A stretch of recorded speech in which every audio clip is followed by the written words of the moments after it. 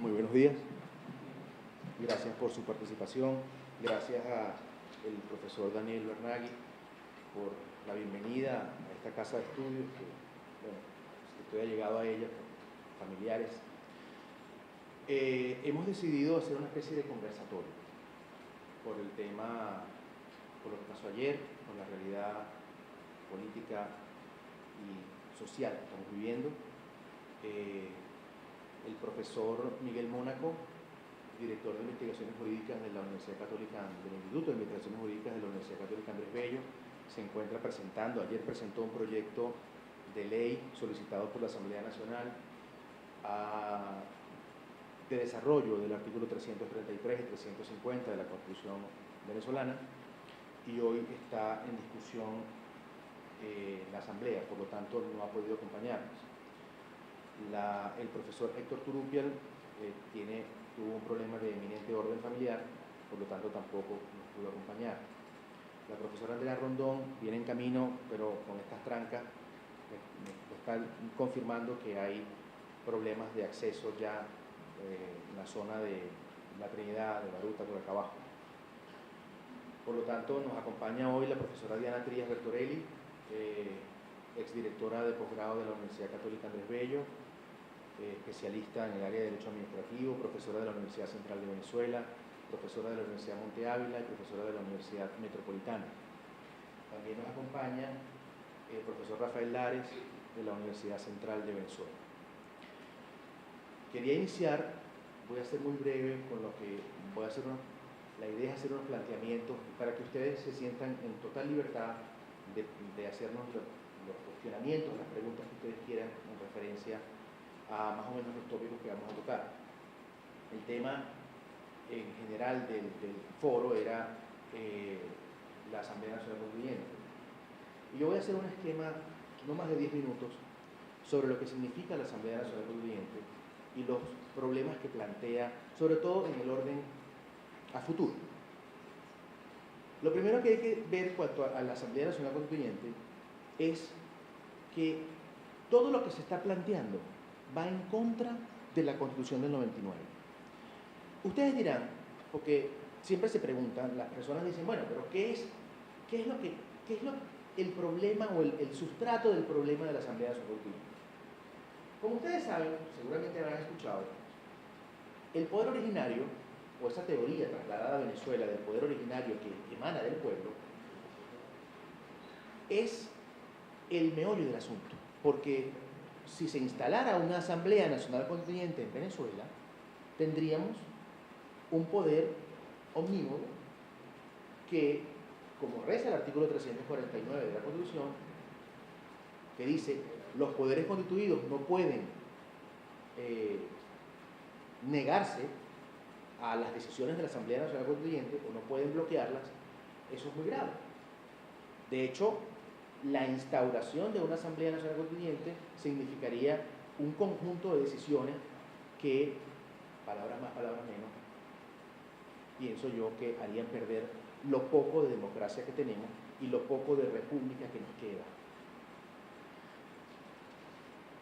¿Cuál es el fraude constitucional? El fraude constitucional viene dado cuando se quiere eliminar una constitución por un medio diferente al que ella misma establece. Fíjense ustedes que lo que yo estoy diciendo es idénticamente igual o prácticamente igual a la redacción que establece el artículo 333 de la Constitución, que dice cuando alguna autoridad o quiera derogar la Constitución por un medio diferente al que ella misma establece, cualquier persona investido o no de autoridad, tiene el deber de proteger o de continuar su vigencia. ¿Qué significa el fraude constitucional desde el punto de vista material? Significa, para no hacerlo tan largo, que se está violando la soberanía popular al no querer o al no establecerse un referéndum. Si el poder original está en el pueblo, tenemos nosotros que decidir si queremos o no Asamblea Nacional Constituyente. Así de sencillo. Y no hay otra forma, no hay otra manera. Es esa y ya. Porque la soberanía popular, que la tiene el poder originario, que es el pueblo, se establece o se materializa a través de ¿qué? del voto. Y el voto, en este caso, no es para elegir a unos constituyentistas. Hay una fase previa que es la del referéndum consultivo, con carácter aprobatorio. Si esto no se da, nos están violando un principio capital que está en la Constitución. Un principio capital de orden republicano, histórico ya, que es el sufragio. Así de claro. Ese es uno de los fraudes. El otro fraude, o la otra parte del fraude constitucional, está dado por la violación a todos estos principios que están en la propia Constitución. No solamente la soberanía popular, no solamente el tema del referéndum. Se está violando, por ejemplo, el principio de representación proporcional poblacional. Cuando usted quiere elegir constituyentistas por sectores y por territorio, usted lo que está eligiendo es personas por el número de territorios que tiene o por el número de municipios que tiene Venezuela. Y eso no es así. Usted tiene que elegir a los representantes por el número de habitantes que tenemos. Entonces usted se encuentra con paradojas como que el estado Táchira, que tiene 30 municipios, va a tener 31 constituyentistas y tiene 500.000 lectores. El Distrito Capital tiene 1,5 millones de electores y va a tener 7 constituyentistas nada más. ¿Cómo es eso? Eso es violatorio del principio de representación proporcional poblacional.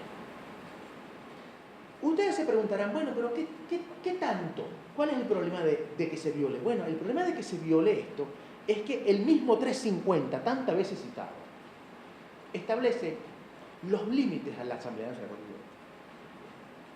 El mismo 350, que ustedes lo conocen como el derecho a la desobediencia civil, lo que realmente establece, aparte de ello, es los límites que tiene una Asamblea Nacional Constituyente, que no tiene un poder omnímodo, absoluto, no. Lo que tiene que respetar una Asamblea Nacional Constituyente es los propios principios democráticos y republicanos que están en la Constitución del 99. ¿Cuáles son? Los que están al inicio de la Constitución. Venezuela es un Estado social, es un Estado federal descentralizado, es un Estado de justicia, es un Estado de derecho, es un Estado federal descentralizado, es esto. La soberanía popular, esto es lo que tiene que representar. Esto, perdón, es lo que tiene que defender una Asamblea Nacional Constituyente. ¿No? O sea, no podemos nosotros aceptar que una Asamblea Nacional Constituyente quiera convertir a Venezuela en un Estado comunal o en un Estado socialista, porque la misma Constitución del 99 no lo establece o no da pie para ello. Así de claro. No podemos trasladar la reforma del año 2007 a esto, al 2017. Para nada. Ya fue negada en un referéndum en el 2007. Así de claro. Para hacerlo corto, ¿cuáles son las soluciones? Están en la Constitución. Perdón, disculpen. 333 y 350. 333 ya lo dije, y 350 de desobediencia civil. ¿Cuál es la diferencia entre uno y otro?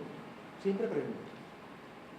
El 350, que es la desobediencia civil, tiene lugar, por lo general, en un escenario de orden democrático.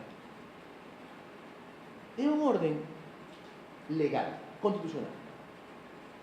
Es, por lo general, cuando un gobierno, y no digo régimen, digo gobierno, se sale, fíjense ustedes por qué lo digo, se sale del canal democrático o constitucional por momentos. Y es cuando uno tiene una especie de resistencia pasiva de desobediencia civil. Se ve mucho en el tema, por ejemplo, siempre pongo el ejemplo, de una ley tributaria. Imagínense ustedes una ley impositiva que imponga impuestos de carácter desproporcionado a la población. Sería eminentemente de orden inconstitucional, por lo tanto, yo no obedezco. Yo no le hago caso a esa ley. Imagínense ustedes una autoridad que viole los derechos humanos como lo está haciendo la Guardia Nacional y la Policía Nacional Bolivariana. no le hago caso a la policía, la hago aparte.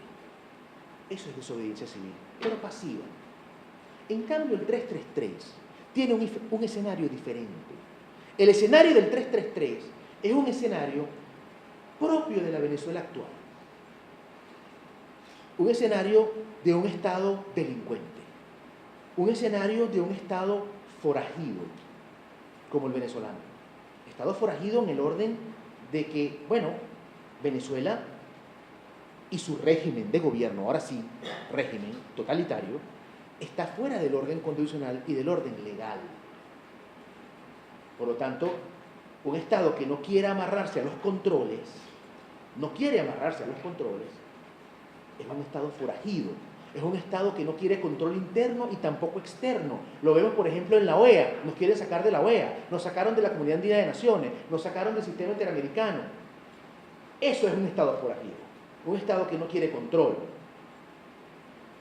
Por lo tanto, en ese escenario que es del 333, de un Estado delincuente, de un régimen autoritario como el actual, yo diría totalitario, en un Estado total fallido como el venezolano. Y digo fallido porque ninguna de las políticas públicas funciona en el país. Ninguna. Se materializa el 333.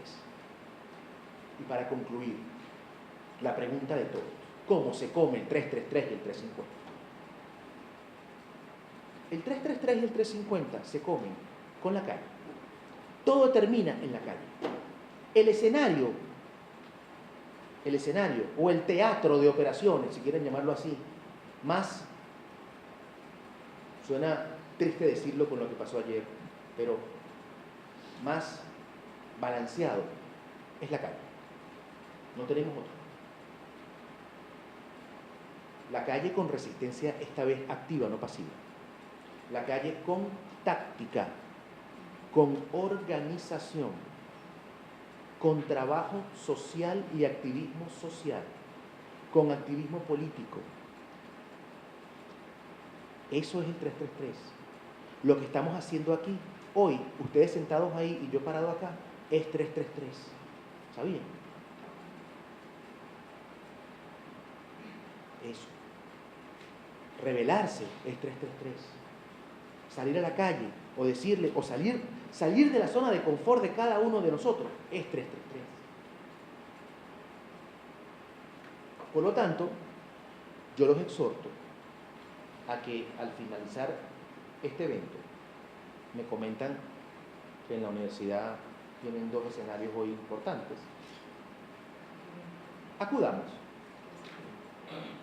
Y al salir, acudamos al trancazo. ¿Saben por qué? Porque no nos queda otra. Porque ya no tenemos más nada que perder. Porque si lo hace un muchacho de 17, 18, 19, 20 años, que salen a marchar con nosotros los profesores de la mano izquierda y derecha, y uno le pregunta ¿por qué estás aquí? Y te dicen, profesor, porque ya no tengo nada que perder. Y se pintan en el pecho, prefiero morir a seguir así. Y yo soy libertador. Si ellos lo hacen, ¿por qué no nosotros? Hagámoslo por nuestros hijos, por nuestros nietos. Y yo estoy seguro que los que van a ser, o los que nos van a dar a nosotros, que somos más grandes, fragóriga y gallardía para seguir adelante, son ustedes los jóvenes. Son ustedes el movimiento universitario. Así que adelante y libertad. Gracias. Dejo la palabra a la profesora Diana Trías. Primero que nada, quiero agradecerle a la universidad la invitación y permitirnos estar en este espacio. Brevemente, porque bueno, el tiempo lamentablemente tenemos un poco. Te agradezco que me avises 15 minutos, creo que tengo. Ya les voy a avisar. Perfecto. Me haces una señal, gracias, Dani.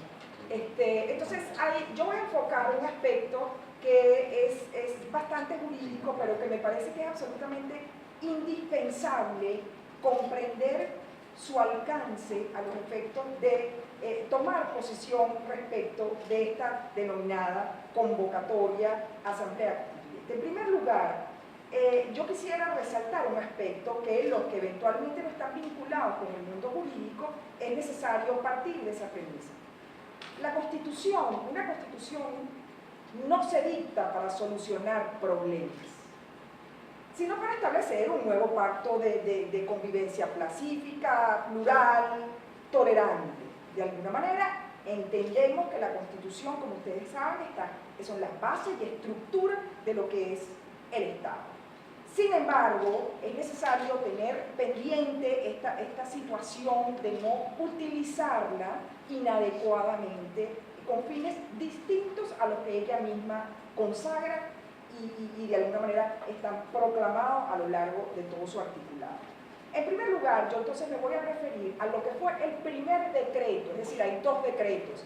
Hay el primer decreto por medio del cual el presidente convoca a una asamblea constituyente. Ese primer decreto, que es el decreto 2830 del 1 de mayo de 2017, contiene los denominados objetivos programáticos, es decir, por qué y para qué se convoca a una Asamblea Nacional Constituyente. Entonces es importante entender el punto de partida de esto a los efectos de poder, de alguna manera entender todo lo que ha sido el desarrollo del procedimiento hasta el desenlace que finalmente nos haga. En primer lugar, quiero señalar que dentro de los considerandos, de alguna manera, antes de entrar al objetivo de la convocatoria que hace el presidente de la República, más allá del aspecto jurídico que tiene que ver con la iniciativa y la convocatoria como tal, que creo que va a ser tema de otro, en todo caso no me quiero extender porque no me quiero salir, pero obviamente es distinto. Una cosa es tener la iniciativa para la convocatoria y otra cosa es la convocatoria en sí. Los objetivos programáticos que señala el presidente son, el primero, la paz como necesidad,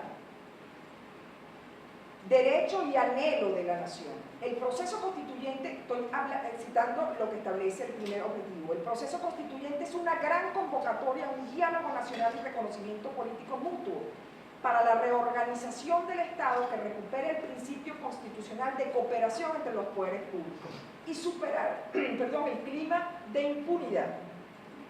Al respecto quiero señalar lo siguiente. La paz es el deber principal dentro de lo que se concibe como el orden público. Y eso es deber del Poder Ejecutivo, del gobierno, el mantenimiento de la paz. Utilizar tus competencias ordinarias y regulares es la tarea del Poder Ejecutivo para el mantenimiento del orden público y eso pasa, por supuesto, por el mantenimiento de la paz, más allá de que se vea eventualmente conmocionada por un evento distinto que tenga que intervenir la Fuerza Armada Nacional, que también lo prevé la Constitución. Lo que quiero decir es, el mantenimiento de la paz no necesita una nueva Constitución. Todo lo contrario. El reconocimiento político, o mejor dicho, el desconocimiento del reconocimiento político, la tolerancia, proviene de quien tiene el deber de hacerlo cumplir. ¿Me explico? Entonces, hay un manejo, hay que tener mucho cuidado con el manejo, de alguna manera, por decirlo menos, muy manipulado, de cuáles son los objetivos reales que subyacen al llamado. En segundo lugar, quiero resaltar en este principio constitucional de los poderes públicos, rescatarlo. El principio nacional de cooperación de los poderes públicos está más que claro en la Constitución del 99. El artículo 136 no solamente consagra la separación de la autonomía de los poderes en sus funciones, sino además consagra el principio de colaboración entre los poderes. No necesitan una Constitución para establecer eso. Es redundante, es inoficioso, no tiene ningún sentido, es irresponsable, porque de alguna manera el considerar esto como un objetivo es desconocer lo que en este momento está bien, que es la Constitución de la República. En segundo lugar, el segundo de los objetivos es el perfeccionamiento del sistema económico nacional hacia la Venezuela potencia. Ese es uno de los objetivos. Eso pasa por la creación de nuevos instrumentos productivos y termina con esto, crear un nuevo modelo de distribución transparente que satisfaga las necesidades de abastecimiento. Abastecimiento que tiene que ver con función pública, con administración pública. con políticas públicas. Eso no está en la Constitución, ni debe estar. Es tarea del Ejecutivo, así como se establece en el artículo 299, que es el aspecto socioeconómico de la Constitución, establecer dentro de los principios que ella diseña cuáles son las políticas públicas para promover, por ejemplo, la producción nacional. Una Constitución jamás puede contener la solución a un abastecimiento. Eso es otro tema, es un tema de política pública. De manera que eso no puede ser considerado un objetivo de un llamado a una convocatoria constituyente. Es irresponsable hacerlo de esa manera. Asimismo establece otro de los objetivos, es la ampliación de las competencias del sistema de justicia para erradicar la impunidad de los delitos, extorsión, secuestro, violaciones, el contrabando, extracción, la especulación, el terrorismo, el narcotráfico y la promoción del odio social y la injerencia extranjera. Esos son los objetivos.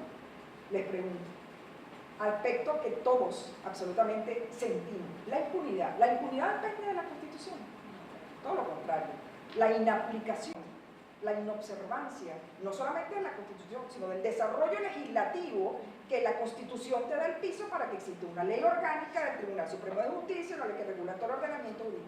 El tema es que el problema no es ese.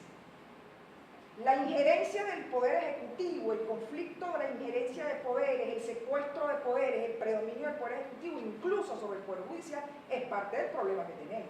De tal manera que una nueva constitución, con ese ánimo desmedido de refundar las instituciones y cambiando el nombre pensando que así van a servir, es un tema que, por supuesto, rebasa una constitución. No tiene ningún sentido. De tal manera que desde ya la impunidad. Y hay un aspecto que ellos mismos lo señalan, que es el odio social. ¿De dónde se genera el odio social? El odio social se genera por la política, por el discurso político. ¿De dónde viene el odio social? No me voy a meter en ese tema porque escapa lo jurídico, que es lo que yo quiero señalar, pero creo que todos tenemos de alguna manera una opinión al respecto. ¿Quién es el gran responsable de haber generado un odio? Adicionalmente hace referencia a una injerencia extranjera. ¿De dónde viene la principal injerencia extranjera si no es de alguna manera aceptada por parte quizás del propio Poder Ejecutivo? Son situaciones que se los dejo al análisis de ustedes. En cuarto lugar, se señala como objetivo la garantía de futuro de nuestra juventud. ¿Esto qué quiere decir? Estos objetivos quiere decir que estos son aspectos, según el convocante, que en este caso es el presidente de la República, que deben ser tarea ahora de una nueva Constitución. Ya hemos descartado lo otro, la Constitución de nosotros da para eso y muchísimo más. El tema es un tema de aplicación. El objetivo 4 tiene que ver con la garantía de futuro de nuestra juventud mediante la inclusión de un capítulo constitucional para consagrar los derechos de la juventud, tales como el uso libre y consciente de las tecnologías de información. Por favor. Si el principal aspecto es que le garanticen el derecho a la vida, no de la juventud solamente, de todos los ciudadanos. La juventud son ciudadanos. De tal manera que esos son derechos absolutamente consagrados y está proscrito todo exactamente lo contrario que se está haciendo a los efectos de combatir el derecho a disentir. De tal manera entonces que precisamente corresponde al Estado, corresponde al Poder Ejecutivo diseñar las políticas públicas para promover y garantizar esos derechos que nuestra Constitución ya tiene. En quinto lugar está la preservación. Esto es un objetivo de la convocatoria, aunque les parezca casi... la preservación de la vida en el planeta. Ese es el objetivo 9. De acuerdo a ello, debe desarrollarse constitucionalmente la preservación de la vida en el planeta y, de alguna manera, sobre la protección de nuestra biodiversidad y el desarrollo de la cultura ecológica. Yo quiero señalarles que la preservación del planeta, por supuesto, a todos nos interesa, pero es un aspecto que convocar una nueva constitución a los efectos de incorporar aspectos como este con la situación venezolana, creo que, por decirlo menos, es desviado de lo cual es el foco principal. Adicionalmente, nuestra Constitución, en el artículo 127 y siguiente, tiene un capítulo que destina a los derechos ambientales y en los cuales perfectamente es subsumible esta situación que además el constituyente delega en el poder, en la Asamblea Nacional, en el legislativo, establecer en el orden legal las regulaciones al respecto. De tal manera que no se trata de desconocer este aspecto ni muchísimo menos. En sexto lugar, y aquí sí viene un aspecto un poquito más delicado que quiero referirme. El tercer objetivo es constitucionalizar las misiones y grandes misiones socialistas. Constitucional significa elevar el grado de regulación, de contemplación y regulación de la estructura jurídica al rango constitucional. Yo quiero comentarles que en algún momento, y fíjense que lo califica como socialista, nosotros como consecuencia del referéndum del 2007, parte de la propuesta que se hacía en ese momento era si queríamos de alguna manera el régimen socialista, y todos dijimos que no. Las misiones, ¿qué ocurre? Actualmente las misiones tienen un orden legal, digamos en un rango inferior a la Constitución. Lo que quieren es elevar las misiones, su regulación a la Constitución. Las misiones están hoy día reguladas en la ley orgánica, está previsto en la ley orgánica de la administración pública, la prevé como figura. Pero más allá de todo eso, es reincidir en el tema de que por el hecho de que yo coloque las misiones, que de por sí ya dijimos que las misiones socialistas no las querían, pero más allá de eso, a todo evento, el hecho de incorporar, elevar las misiones al rango constitucional, ¿garantiza su eficiencia? No. El tema es de desarrollo táctico. De tal manera que no hay que digamos, ver el fenómeno en toda su dimensión. Adicionalmente, quiero señalarles que hay un aspecto, lo que es la gerencia, digamos la gerencia pública de la administración pública. Las misiones, yo quiero señalarles que hay una tendencia en nuestro país actualmente de crear estructuras, digamos, paralelas a lo que tiene que ser la función regular de la administración pública. Las misiones, ¿qué puede ser? Más allá de que en muchas hayan sido exitosas y quizás su diseño inicial era una forma de llevar a cabo una gestión eficiente. Pero ¿qué ocurre? Que eso de alguna manera significa, ¿qué pasa por ejemplo con la parte de salud? Bueno, que la parte de salud regular tuya entonces no está funcionando bien. Si tú tienes que crear tantas misiones, algo está pasando con tu actividad regular, primordial y central. ¿Me explico? Entonces, pero más allá de eso, de cuestionar estos aspectos, que pareciera que es más bien un caramelo para entender que yo sé el poder de alguna manera popular, que subyace allí esa parte socialista que está. Entonces hay que verlo con cuidado. En nuestra estructura legislativa da para que el Poder Ejecutivo, que es el encargado de garantizar el derecho a la salud, el derecho a educación, realice las políticas públicas sin necesidad de abarrotar y esa hemorragia de estructuras que en definitiva lo que hacen muchas veces es entorpecer y además dispersar recursos que en muchas ocasiones es peligroso. De tal manera que eso hay que verlo con mucho cuidado. El quinto objetivo es la constitucionalización, de alguna manera está atado a lo que vimos anteriormente, del poder popular como las comunas y consejos comunales. Eso está expresamente establecido en el objetivo número 5. ¿Qué quiere decir esto? Que acuérdense que el poder comunal sería el sexto poder en nuestro diseño de poder público. Nosotros tenemos actualmente 5 poderes públicos, el legislativo, el ejecutivo, judicial, el ciudadano y el electoral. ¿Qué es lo que se quiere? Que el poder comunal, al cual ya dijimos que no en un referéndum, elevarlo y convertirlo en un sexto poder. ¿Ok? Eso, más allá de que pueda ser democracia participativa, el nombre que le quieran dar, en todo caso es un aspecto que tampoco garantiza la eficiencia del Estado basado en un diseño comunal. Y en octavo lugar está la reivindicación del carácter pluricultural de la patria. Son aspectos de los aspectos étnicos. Nosotros tenemos un capítulo diseñado al aspecto étnico en nuestra Constitución. No necesitamos una nueva Constitución para eso. La defensa de la soberanía tampoco. ¿Cuál es la función principal de las Fuerzas Armadas Nacionales? Garantizar la soberanía y la integridad del territorio nacional. Eso no es nada nuevo. Eso está desarrollado en la actual Constitución y en la ley.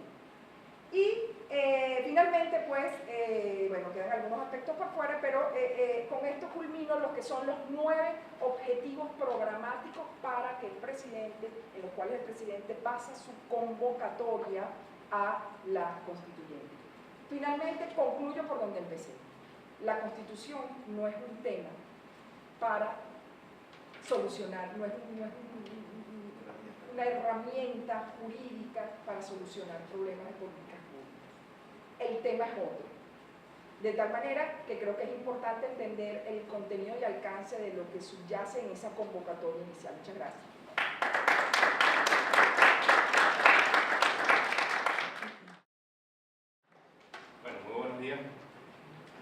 tratar de ser lo más rápido en exposición, por razones de tiempo.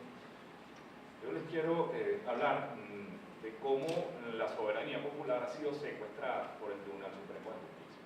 En concreto, yo me voy a referir a la sentencia número 378 de la Sala Constitucional del 31 de mayo pasado.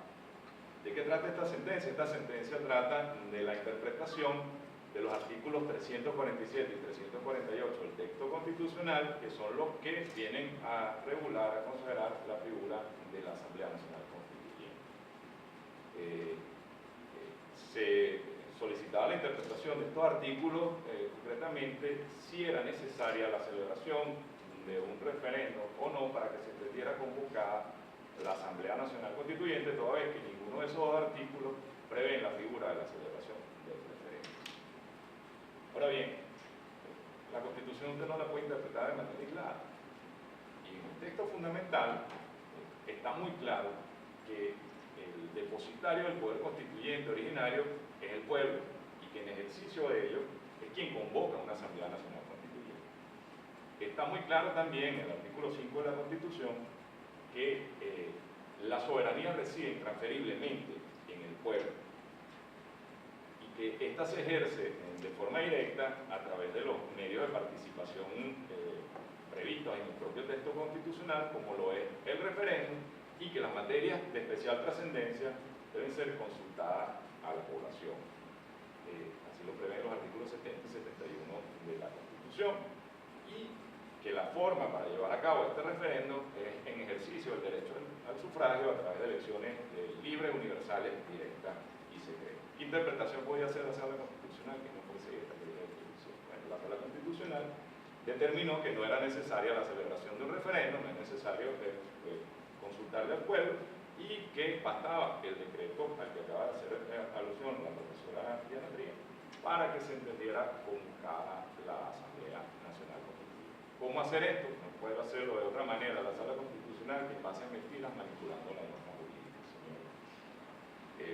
Como ustedes recuerdan, en el año 99, con ocasión de la Asamblea Nacional Constituyente, que redactó el texto constitucional que hoy nos rige, se llevaron a cabo hasta 3 consultas al pueblo. La primera para que se expresara si estaba de acuerdo o no si convocaba la Asamblea Nacional Constituyente y se aprobaba las bases comerciales que iban a regular a esa asamblea. Aprobado como ello fue, se llamó al pueblo en una segunda oportunidad, esta vez para que eligiera a los miembros que iban a conformar esa Asamblea Nacional Constituyente, y por último la convocatoria se aprobaba o no el texto redactado por los constituyentes, que es hoy la Constitución que nos rige. Pues bien, la Sala Constitucional aquí nos dice que a diferencia de hoy, la Constitución del 99 sí regula el tema de la Asamblea Nacional Constituyente, y que eso se hizo en aquella oportunidad de esa forma porque la Constitución del 61 nada preveía sobre el particular. Señores, tanto ayer como hoy, la única manera de celebrar una asamblea, de llevarse a cabo una Asamblea Nacional Constituyente, es que el pueblo la convoque. No existe otra manera. Ya la profesora hizo alusión que uno de los considerando motivaciones que tiene el decreto es el restablecimiento de la paz social, dada la situación política que atraviesa el país. Amigos, el 347 de la Constitución es muy clara. La Asamblea Nacional Constituyente tiene como objeto crear un nuevo ordenamiento jurídico, transformar el Estado y redactar una nueva Constitución. Con una nueva Constitución no es para restablecer la paz jurídica. Además, no lo puede hacer si no le pregunta al pueblo si está de acuerdo.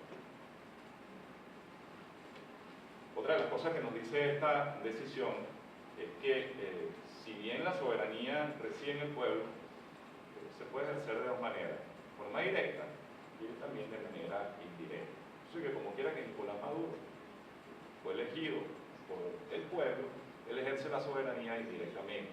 Entonces que en ejercicio de esa soberanía indirecta le está perfectamente habilitado para que en lugar del soberano, pues se entienda convocada la Asamblea Nacional Constituyente. Lo único que se le olvidó a la sala es que efectivamente la soberanía reside en el pueblo, pero intransferiblemente, eso no puede ser serio.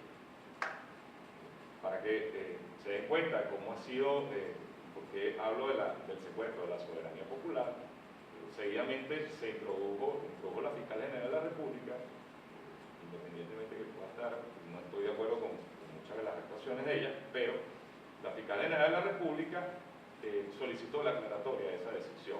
Palabras más, palabras menos, ella decía actuar en resguardo del interés general y porque tanto la Constitución como la Ley Orgánica del Ministerio Público le exigen que velen por la preservación de los derechos y garantías constitucionales. La Sala Constitucional declara inadmisible esa solicitud de aclaratoria porque dicen que como ella no fue parte en esa intervención de recurso de interpretación, todo lo que pueda alegar sencillamente es desestimado. Y allí hace, al final, la Sala Constitucional dice que la fiscal, con su intervención, reconoce la supremacía del texto fundamental y que el Tribunal Supremo de Justicia es el máximo tribunal del país. Señores, eso no está en duda. Eso está de más que la Sala Constitucional lo diga. Lo que sí está en duda es la legitimidad de los señores que ostentan hoy la Sala Constitucional y parte del Tribunal Supremo de Justicia. De eso sí hay duda. Tantas dudas hay que la propia fiscal interpuso un recurso de nulidad sobre el acto de designación, creo que es del 23 de diciembre del año 2015, dictado por la Asamblea Nacional del momento, donde designó a esos magistrados del Tribunal Supremo de Justicia. Por algo llevamos el remoquete de magistrados expresos. Igualmente la Sala Constitucional declaró inadmisible ese recurso intentado por la fiscal. De igual manera, el fiscal solicitó el antejuicio de mérito de unos magistrados también de la Sala Constitucional, 6 principales y 2 suplentes, porque estaban, a su decir, incursos en el delito de conspiración, toda vez que atentaban contra la forma republicana que se ha dado a la nación. También este recurso fue declarado inadmisible. La semana pasada fue declarada la constitucionalidad de las bases comiciales dictadas por Nicolás Maduro y que van a ser las que van a regular este proceso constituyente. Bases comiciales que están sustentadas en 2 metodologías. Una sectorial, violatoria del principio de igualdad y no discriminación, y la segunda territorial, como ya lo explicó el profesor Gasalo, violatoria del principio de representación proporcional poblacional. Ahora bien, ¿cuál es la gravedad de estas decisiones? La gravedad de estas decisiones, como ya les dije, es que secuestran la soberanía popular. O sea, ya la soberanía, según estas decisiones, no reside en el pueblo, sino que reside en Nicolás Maduro. Y a su vez, pues se cierran los mecanismos institucionales que existen para frenar la instalación de la Asamblea Nacional Constituyente. ¿Por qué estas decisiones violatorias del texto fundamental? ¿Por qué unas bases comiciales en base a 2 metodologías? La respuesta a esto para mí es muy sencilla y es el fondo de todo el fraude constituyente. Hacerse del poder, como decía Rancio, un poder omnímodo todopoderoso, con el 5, el 10 o el 15% del voto popular. Eso es lo que hay detrás de esta Asamblea Nacional Constituyente, detrás de todo esto.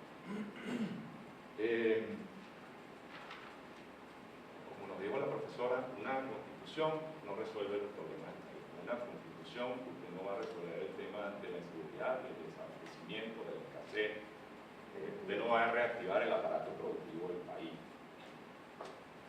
Si permitimos que se instale esta Asamblea Nacional Constituyente, señores, tengan la seguridad que el primer día que dicte su estatuto de funcionamiento va a disolver la Asamblea Nacional, va a desconocer la inmunidad parlamentaria, va a desconocer la autonomía universitaria, no le quepa la menor duda de ello.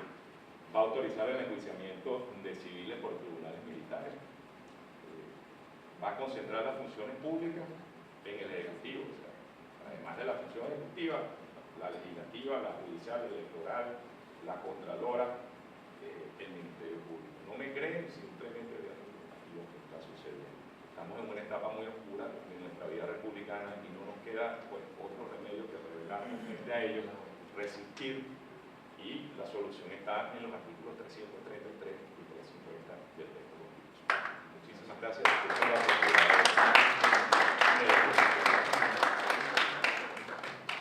Buenos días. Día 84 de resistencia y con un número similar de caídos también. El día de ayer creo que fue uno de 84 días de haber caído a muchachos que no tienen nada que ver con lo que está pasando y con responsabilidad de muchos de nosotros, muy fuerte, ¿no? Yo reformulo mi ponencia. Yo siempre doy Constitución, Libertad y Propiedad. Esta ponencia yo la reformulo con ocasión de lo que ocurrió ayer, porque, bueno, tengo sobre las ventas. Soy muy sincera, dar una ponencia hoy después de lo de ayer es muy difícil. Lo de ayer es consecuencia de algo. Voy a mencionar algunos autores que a mí no me mencionaron en el pregrado y que de haberme los mencionado, por lo menos tendría un poquito más de conciencia del país en el que vivo. Camino de servidumbre de Friedrich von Hayek y La fatal arrogancia, errores del socialismo, también del mismo autor, son autores que son libros que nosotros tenemos que leer definitivamente, porque nosotros estamos viviendo en la servidumbre que Hayek en 1944 anticipaba, viviendo durante el régimen nazi, y nosotros no estamos viviendo durante el régimen nazi, estamos viviendo en un socialismo carnívoro, pero bueno, antes era un socialismo vegetariano, en eso tenemos que tener mucha conciencia. Estos 18 años no son producto de la nada, había un previo. Plinio Puleyo, Álvaro Vargas Llosa lo anticipan en el manual del perfecto idiota latinoamericano, y aquí, bueno, nosotros tenemos experiencia conociendo a los personajes porque han presidido el país, ¿no? No república, lamentablemente, porque no, los valores republicanos no se han instaurado aquí completamente, ¿no? Intento de país todavía. Si hay país es por nosotros, todavía ciudadanos, ¿no? Entonces, y La fatal arrogancia, errores del socialismo, también escrito por Hayek, mucho tiempo después, su última obra, en la década de los 80, y un poco más tranquilo, ya no estaba viviendo en la Alemania nazi, estaba viviendo en Estados Unidos, pero estaba haciendo un diagnóstico igualmente certero y frío de los efectos del socialismo. Cualquier manifestación de socialismo, aquí yo soy sincera, socialdemocracia, socialcristianismo o el socialismo violento y grotesco que hemos padecido en las últimas décadas, va a llevar inevitablemente a lo que estamos viendo hoy en día. Lo que estamos viviendo hoy en día es producto también de medidas de planificación centralizada de la economía. No pensemos que medidas económicas solamente se van a quedar en el campo de lo económico. Cuando usted tiene intención desde el gobierno de planificar la economía, usted tiene intención de planificar y dirigir la sociedad, el mercado y en última instancia el individuo. Cuando se meten en nuestras casas, como ocurre en el Paraíso, en Los Verdes, es porque ellos tienen mucha conciencia de la importancia de la propiedad privada. ¿Cuál es nuestra primera propiedad privada? Nuestro cuerpo. Entonces yo te voy a buscar aniquilar. De los socialismos al totalitarismo, que es lo que estamos viviendo hoy en día, se va a atacar la propiedad privada en sus distintas manifestaciones de violación de la propiedad privada. Intentos tímidos como el control de cambio y el control de precios son formas violentas, son formas de afectación de la propiedad privada. Son formas violentas, son tímidas. Porque, bueno, hay algunos que consideran que son necesarias. No estoy hablando de la patología que estamos viviendo hoy en día. Nosotros en Venezuela hemos vivido 40 años de control de cambio y control de precios. Y abogados, hoy es el día del abogado, espero que el próximo año sea en libertad, todos bien y a salvo, y conscientes de que el derecho es para limitar el poder del Estado y no para servir como herramienta para mantener al Estado, ¿no? Pero lo que les decía, muchos abogados justifican la aplicación de los controles de cambio y controles de precios.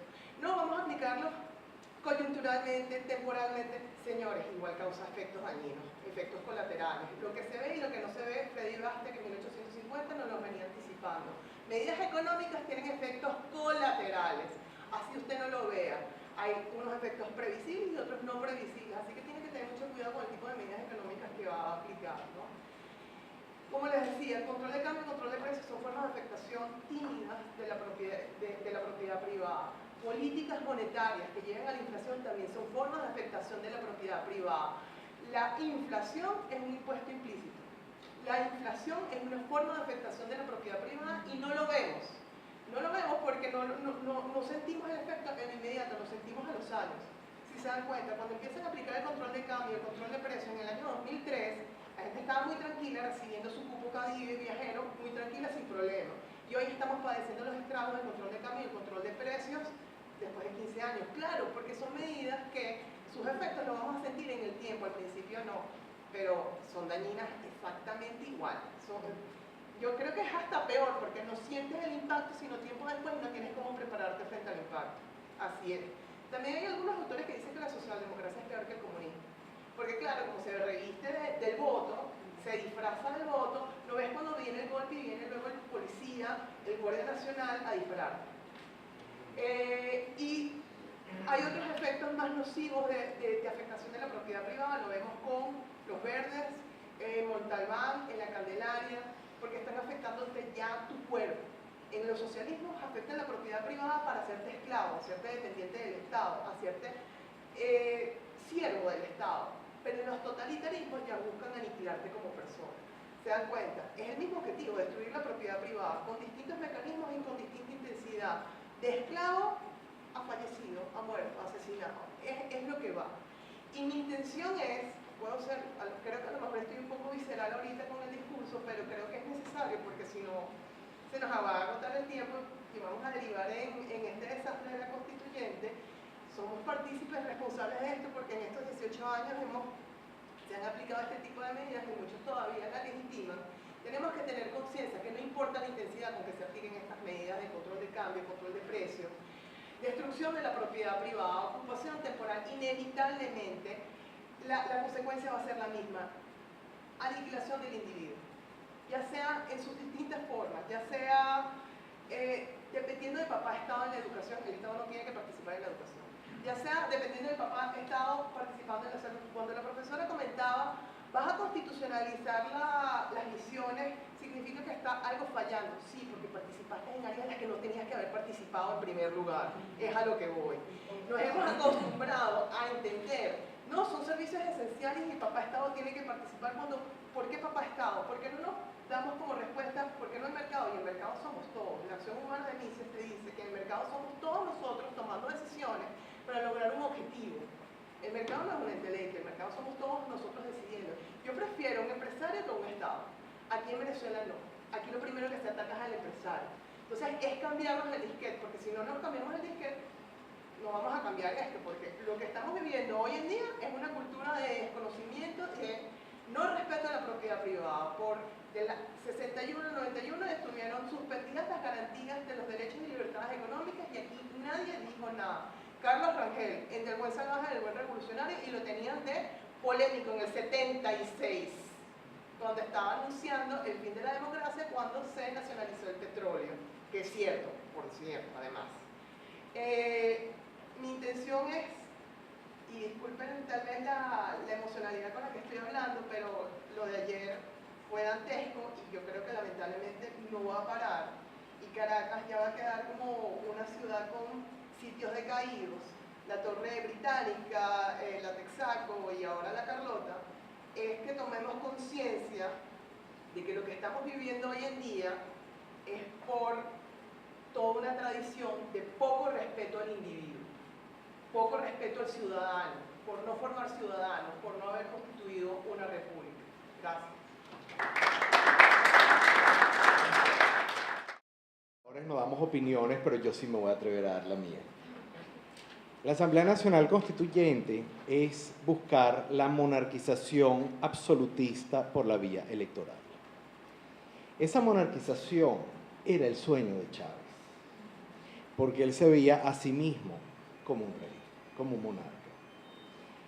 Pero esa monarquización es el plan del presidente Maduro. Ya no es un sueño, ya es un plan.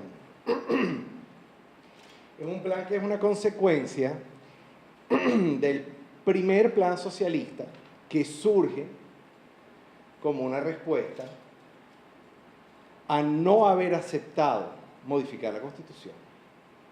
Los venezolanos no aceptamos modificar la Constitución. Aceptamos la Constitución del 99, que por cierto me parece muy perfectible. Una vez que se concluye ese primer plan socialista, se elabora, casi post-mortem, el segundo plan socialista.